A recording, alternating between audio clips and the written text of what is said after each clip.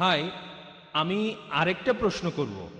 কোরআনে সূরা আলাকের 2 নম্বর আয়াতে বলা হয়েছে, আল্লাহ মানুষকে একটা জমাট বাঁধা রক্তপিণ্ড থেকে সৃষ্টি করেছেন। আমি এই কয়েকদিন আগে পবিত্র কোরআনের এই সূরাটার উর্দু অনুবাদটা শুনেছিলাম। সেখানেও বলা হয়েছিল যে রক্তপিণ্ড থেকে মানুষ সৃষ্টি হয়। আমরা এটা জানি, মানে এখন এটা সবাই জানে যে আমরা মানুষ জাতি জন্মাই কোনো রক্তপিণ্ড থেকে না, জন্মাই শুক্র থেকে। আর আমি এরকম একটা অনুবাদও পড়েছি, অন্য আরেকটা আয়াতে আছে, পরে আমি এই বিন্দুকে ব্র্যাকেটে শুক্র পরিণত করি রক্তপিণ্ডে, তারপর এই রক্তকে পরিণত করি মাংসপিণ্ডে। মানে রক্তে পরিণত হচ্ছে দ্বিতীয় স্টেজে। আমার মনে হয় না যে এই সময় সেটা রক্তপিণ্ডে পরিণত হয়। আপনি একজন ডাক্তার, হয়তো এটা বুঝিয়ে বলতে পারবেন। শিওর, জ্ঞানীদের জিজ্ঞেস করুন। পবিত্র কোরআনে সূরা নাহলে 43 নম্বর আয়াত এবং সূরা আম্বিয়া 7 নম্বর আয়াতে বলা হয়েছে, ফাসালু আহলাল যিকরি ইন কুনতুম লা তা'লামুন, যদি না জানো তবে জ্ঞানীদের জিজ্ঞাসা করো। আমি খুব বেশি কিছু জানি না, তবে এই ব্যাপারগুলো সম্পর্কে জানি আলহামদুলিল্লাহ। আমি বেশি কিছু জানি না, আমি বিভিন্ন ধর্মের একজন ছাত্র আর সামান্য একজন ডাক্তার MBBS। তবে এইসব ব্যাপারে আমি জানি। এই একই যুক্তি দেখিয়েছিলেন ডক্টর উইলিয়াম ক্যাম্বেল। আমি একবার তার সাথে বিতর্ক করেছিলাম। তিনি একজন মেডিকেল ডাক্তার আর কোরআনের বিরুদ্ধে বই লিখে তিনি PhD করেছিলেন। তার বইতে লিখেছেন যে কোরআনে 30টা বৈজ্ঞানিক ভুল আছে। 8 বছরে কোনো মুসলিম উত্তর দেয়নি। আমেরিকার ছাত্ররা আমাকে একটা বিতর্কের জন্য ডাকলো, তারপর আমি আমেরিকার শিকাগোতে গেলাম কয়েক বছর আগে। বিতর্কের বিষয়টা ছিল কোরআন এবং বাইবেল বিজ্ঞানের আলোকে, আর তার একটা যুক্তিও ছিল একই, আপনি যেটা বললেন। কোরআনের যে আয়াতটা প্রথম নাজিল হয়েছিল সূরা আলাক বা সূরা ইকরা 1 ও 2 নম্বর আয়াতে উল্লেখ করা হয়েছে, ইকরা বিসমি রাব্বিকাল্লাযী খালাক খালাকাল ইনসানা মিন আলাক, পাঠ করো তোমার প্রতিপালকের নামে যিনি সৃষ্টি করেছেন। মানুষকে সৃষ্টি করেছেন জমাট বাঁধা রক্তপিণ্ড থেকে। তার মতে কোরআনের এই কথাগুলো হচ্ছে নকল করা। গ্রিকরা এভাবে ভাবতো যে মানুষ তৈরি হয় রক্ত থেকে। এটা একটা পুরনো থিওরি যেটা ভুল বলে প্রমাণিত। আর মেডিকেল ডাক্তার হিসেবে আমিও জানি মানুষ কোনো রক্তপিণ্ড থেকে জন্ম নেয় না। তাহলে ডক্টর উইলিয়াম ক্যাম্বেলের মতে আমাদের নবীজি অমুক অমুক জায়গা থেকে এগুলো নকল করেছেন, বড় একটা লিস্ট রিসার্চ। আর তিনি বললেন যে নবীজি সাল্লাল্লাহু আলাইহি ওয়াসাল্লাম, নাউজুবিল্লাহ, আমাদের নবীজি তিনি নকল করেছেন সিরিয়ানদের, গ্রিকদের। এগুলো তিনি নাকি রিসার্চ করে জেনেছিলেন PhD করতে গিয়ে। তিনি PhD ডক্টর, আবার মেডিকেল ডক্টর। এরপর তিনি আরো বললেন, আপনারা যেসব অনুবাদ পড়েন বলা হয়েছে রক্ত রক্ত রক্ত, তবে ইদানিং কিছু মুসলিম অনুবাদ করছে আলাকা আলাকা, অর্থাৎ জোকের মতো কিছু একটা। তিনি এটা জানতেন, আমি জানতাম না, তিনি জানতেন। তবে তিনি তখন বলেছিলেন আমাদের সেই অর্থটা নিতে হবে। কোরআন নাজিলের সময়ে তখনকার লোকেরা যে অর্থটা বুঝতো, এখনকার সময়ের কোনো অর্থ আমরা নিতে পারি না। কোরআন নাজিলের সময় কোনো মানুষই এটাকে যোগ বলে মনে করেনি, একথা ঠিক। সেজন্য আপনারা আগেকার যে তাফাসিরগুলো পড়বেন সবাই বলছে রক্ত, একথা কেউ বলছে না যে আলাকা হলো জোকের মতো কিছু। আর আমিও একমত। আলাকা শব্দটা 3টি অর্থ আছে, জমাট বাঁধা রক্তপিণ্ড যেটা ঝুলে থাকে, আর জোকের মতো কোনো জিনিস। প্রফেসর কিথমুরকে কোরআনের আয়াতটা দেখানো হয়েছিল মাইক্রোস্কোপে পরীক্ষা করে। তিনি বললেন আমি জানি না এটা জোকের মতো দেখায় কিনা। তিনি মাইক্রোস্কোপ দিয়ে ভ্রূণের প্রাথমিক অবস্থা পর্যবেক্ষণ করলেন, তারপর জোকের একটা ছবির সাথে মিলিয়ে দেখলেন, আর দুটোর মধ্যে মিল দেখে খুবই অবাক হয়েছিলেন। আজকে মেডিকেল সায়েন্স বলছে যে ভ্রূণ দেখতে জোকের মতো, কিন্তু তার যুক্তি ছিল সেই সময়ের যে অর্থটা করা হতো সেটাই নিতে হবে, আজকেরটা না। আর তিনি উদাহরণ দিলেন যে কোরআন বলছে আর বাইবেলও বলছে শূকরের মাংস খেও না, কিন্তু এখন আমেরিকায় শূকর বলতে একজন পুলিশ অফিসারকেও বোঝায়।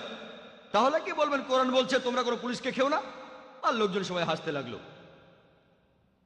উনি কথা বলছিলেন তাই কিছু বলিনি, আমাকে নিয়ম মানতে হবে। তারপর আমি যখন লেকচার দিতে গেলাম তখন বললাম ডক্টর উইলিয়াম ক্যাম্বেল যা বললেন সেই কথাগুলো শুধু পবিত্র বাইবেলের ক্ষেত্রে প্রযোজ্য, কারণ ইঞ্জিল নাজিল হয়েছিল সেই সময় একটা নির্দিষ্ট গোত্রের জন্য। তাই বাইবেলের জন্য সেই সময়ের অর্থটাই নিতে হবে। তবে পবিত্র কোরআন শুধু মুসলিমদের জন্য, আরবদের জন্য বা সেই সময়ের জন্য নাজিল হয়নি। কোরআন নাজিল হয়েছে মানুষ জাতির জন্য, চিরস্থায়ী ধর্ম। তাই এখানে সবগুলো অর্থ নিতে হবে। নাজিল হওয়ার সময় থেকে একেবারে কিয়ামত পর্যন্ত সবগুলো অর্থকে পরীক্ষা করে দেখতে হবে। একটা সঠিক হতে পারে, আবার সবগুলোও সঠিক হতে পারে। আর ডক্টর উইলিয়াম ক্যাম্বেল মরক্কোয় প্র্যাকটিস করেছিলেন, আর তিনি আরবিতে কথাও বলতে পারতেন। তাহলে ডক্টর, মেডিকেল ডক্টর, এমডি, আমি সামান্য এমবিবিএস, তিনি আমার চেয়ে উপরে এমডি, কোরআনের বিরুদ্ধে বই লিখে পিএইচডি করেছেন, আরবিতে কথা বলতে পারেন, আমি কথা বলতে পারি না। আমরা বিতর্ক করেছিলাম। আমি বলেছিলাম, আপনি যদি বাইবেলের কথা বলেন ঠিক আছে, বাইবেলের ক্ষেত্রে সে সময় অর্থটা নিতে হবে, কিন্তু কোরআনের ক্ষেত্রে সব অর্থই নিতে হবে। আর এখন যে অর্থটা করা হয় তাতে তার কোনো আপত্তি নেই, কারণ প্রফেসর কিথ মুর, যিনি এ ব্যাপারে খুবই বিখ্যাত, ভ্রূণবিদ্যার বিখ্যাত বিশেষজ্ঞ, তিনি বলেছেন, আর তার বইতেও তিনি লিখেছেন যে ভ্রূণ দেখতে জোকের মতো, তাই আপত্তি করা যাচ্ছে না। কিন্তু তিনি এটাও জানতেন যে দ্বিতীয় অর্থটা ঝুলে থাকে, এটা ঝুলে থাকে সেটাও ঠিক, কারণ ভ্রূণ মায়ের পেটের ভেতরে ঝুলে থাকে। একেবারে লেটেস্ট রিসার্চ বলা হয়েছে যে প্রাথমিক অবস্থায় ভ্রূণের ভেতরে রক্ত প্রবাহিত হয় না, তখন রক্তপিণ্ডের মতো দেখায়। তাহলে রক্তপিণ্ড বলাটাও সঠিক, সেটা বিজ্ঞান সেদিন আবিষ্কার করলো। পবিত্র কোরআন আমাদের বলছে যে সৃষ্টি করেছেন রক্তপিণ্ড থেকে, দেখতে সেরকম একটা জমাট বাঁধা রক্তপিণ্ডের মতো। কাজের দিক থেকে ভ্রূণ মায়ের পেটে ঝুলে থাকে, আর আকৃতিতে এটা দেখতে একটা জোকের মতো। তাহলে আলহামদুলিল্লাহ তিনটা অর্থই সঠিক। এমনকি রক্তপিণ্ড সঠিক, যেটা ঝুলে থাকে এ অর্থটাও সঠিক, জোকের মতো সেটা ঠিক। আসসালামু আলাইকুম ভাই জাকির, আমার নাম হেমা, আমি ইসলাম গ্রহণ করেছি। প্রথমেই বলি, আমি দুবাইতে আছি 18 বছর। এই প্রথমবারের মতো কারো কাছে জিহাদের সত্যিকারের অর্থটা শুনলাম, আর আমি বলবো বেশিরভাগ মুসলিমই এটা জানে না। I am sorry. আমার প্রশ্নটা হলো, পবিত্র কোরআনে এমন কোনো সীমারেখার কথা কি বলা হয়েছে যে এই পর্যন্ত যেতে পারবেন যদি আপনি জিহাদ করতে চান? বোন, মাশাআল্লাহ, মুসলিম হয়েছেন, শান্তির ধর্ম গ্রহণ করেছেন, আপনাকে স্বাগত, আমার অভিনন্দন। আর আপনি বললেন যে জিহাদের আসল অর্থটা জানতেন না, যেটা আজকে জানলেন, আলহামদুলিল্লাহ। আপনার প্রশ্নটা হচ্ছে যে এমন কোন সীমারেখার কথা কি বলা আছে যে জিহাদ করলে এই পর্যন্ত যেতে পারবেন? বোন, জিহাদের মধ্যে সবচেয়ে শ্রেষ্ঠ জিহাদ হলো নিজের আকাঙ্ক্ষার বিরুদ্ধে জিহাদ, জিহাদ আল নাফস, সর্বোচ্চ লেভেল। আর আপনি যে কোনো সীমা পর্যন্ত যেতে পারেন যতক্ষণ কোরআন অনুমতি দিচ্ছে। আপনি শরিয়া ভাঙতে পারবেন না। আপনি যে কোনো সীমা পর্যন্ত যেতে পারেন, তবে সেটা ইসলামিক শরিয়া অনুযায়ী হতে হবে। আপনি এখানে ইসলামিক শরিয়ার বাইরে যেতে পারবেন না। তাহলে সর্বশ্রেষ্ঠ জিহাদ হলো নিজের অহমিকার বিরুদ্ধে জিহাদ করা। আমরা আমাদের নবীজি মুহাম্মদ সাল্লাল্লাহু আলাইহি সাল্লামের একটা হাদিসের দৃষ্টান্ত দেখি। পবিত্র কোরআনের কিছু সূরা নাজিল হয়েছিল যখন নবীজি মক্কায় ছিলেন। এগুলো হলো মক্কি সূরা। মদিনায় নাজিল হয়েছিল মাদানী সূরাগুলো। এদের মধ্যে পার্থক্য হচ্ছে, মক্কি সূরায় বলা হয়েছে কিভাবে ঈমান জোরালো করতে হবে, মাদানী সূরা বলছে কিভাবে দিনকে প্রতিষ্ঠিত করতে হবে, আকামতে দিন অর্থাৎ জিহাদ। আমরা জানি যে মদিনায় এসে মুসলিমরা তাদের আগের অবস্থানের চাইতে শক্তিশালী হয়েছিল। তখন বেশ কিছু যুদ্ধ হয়েছিল, তাই এসব সূরা জিহাদের কথা বলা হয়েছে, কিতালের কথা বলা হয়েছে, অর্থাৎ যুদ্ধ। তবে মক্কায় থাকার সময় জিহাদ কেমন ছিল?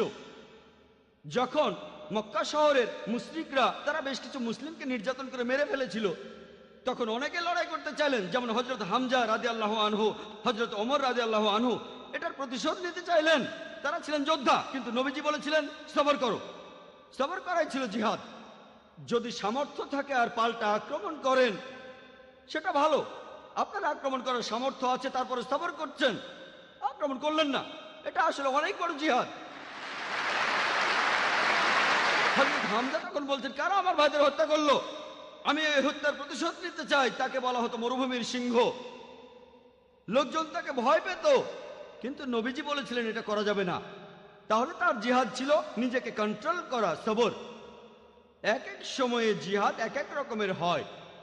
জিহাদের অর্থ শুধুমাত্র শত্রুর সাথে যুদ্ধ করা নয়, সবর এক ধরনের জিহাদ। আর হযরত আয়েশা রাদিয়াল্লাহু আনহা, আমাদের নবীজির স্ত্রী, তিনি নবীজিকে প্রশ্ন করলেন, আমরাও কি জিহাদ করব? তিনি সেখানে যুদ্ধের কথা বলেছিলেন। এই হাদিসটা সহিহ বুখারীতে আছে, 4 নম্বর খণ্ডের 2784 নম্বর হাদিস। নবীজি বলেছেন, তোমার জন্য শ্রেষ্ঠ জিহাদ হলো একদম সঠিকভাবে হজ পালন করা। আয়েশা রাদিয়াল্লাহু আনহার জন্য হজই ছিল শ্রেষ্ঠ জিহাদ। এছাড়াও আরেকটা হাদিস আছে সহিহ বুখারীতে, এক লোক নবীজিকে প্রশ্ন করলেন, আমরা কি জিহাদে যাব? কিতালের কথা বলা হচ্ছে, যুদ্ধ। নবীজি বললেন, তোমার কি বাবা মা আছে? সে বলল, হ্যাঁ। তোমার জন্য শ্রেষ্ঠ জিহাদ হচ্ছে বাবা মায়ের সেবা করা। তাহলে পরিস্থিতির উপর নির্ভর করে জিহাদ এক এক সময় এক এক রকম হয়। এছাড়াও সুন্নাহ নিসাইতে উল্লেখ করা হয়েছে, নবীজি বলেছেন, কোন অত্যাচারী শাসকের বিরুদ্ধে প্রতিবাদ করে কথা বলাই হচ্ছে সর্বশ্রেষ্ঠ জিহাদ। তার মানে এই নয় যে সবার জন্যই বাবা মাকে সেবা করাটা সর্বশ্রেষ্ঠ জিহাদ। নবীজি জানতেন যে সেই লোকের বাবা মায়ের সেবা প্রয়োজন। তাহলে পরিস্থিতির উপর নির্ভর করে জিহাদ এক এক সময় এক এক রকম হয়। এখানে আপনি সর্বোচ্চ কত দূর যেতে পারেন, সমস্ত সম্পত্তি উৎসর্গ করতে পারেন, এরকম একটা কিতাল বা জিহাদের সময় নবীজি সাহাবাগণকে বললেন, তোমাদের সম্পদের যতখানি দিতে পারো দান করো কিতালের জন্য। এটাও একটা সহিহ হাদিস। হযরত ওমর রাদিয়াল্লাহু আনহু, তিনি খুব ধনী ছিলেন, তার অনেক সম্পদ ছিল। তিনি সম্পত্তির অর্ধেক দান করলেন, নবীজির হাতে তুলে দিলেন আর বললেন যে মাশাআল্লাহ, আমার সম্পদের অর্ধেক দান করেছি। তিনি ভেবেছিলেন তিনি সবার উপরে, তার অর্থ তিনি সবচেয়ে সেরা পুরস্কারটা পাবেন, তিনি সবার উপরে আছেন। নবীজি তখন বললেন, হযরত আবু বকর রাদিয়াল্লাহু আনহু ইসলামের প্রথম খলিফা, তিনি তার পুরো সম্পত্তি দান করেছেন, তাই তিনি হযরত ওমরের চাইতে বড় পুরস্কার পাবেন। পরিমাণের দিক থেকে হযরত আবু বকর রাদিয়াল্লাহু আনহু যা দান করেছেন তার তুলনায় হযরত ওমর রাদিয়াল্লাহু আনহুর দান করা সম্পদ অনেক বেশি, কিন্তু তিনি তার 100% সম্পত্তি দান করেছেন, তাই তিনি হযরত ওমরের চাইতে অনেক বেশি সওয়াব পাবেন। আল্লাহ তাদের শান্তিতে রাখুন, যেহেতু পুরো সম্পত্তি দান করেছেন তিনি বড় পুরস্কারটা পাবেন। তাই আল্লাহ শরিয়ায় যে সীমা নির্ধারণ করেছেন সেই সীমা পর্যন্ত যেতে পারবেন যদি জিহাদ করতে চান। আশা করি উত্তরটা পেয়েছেন।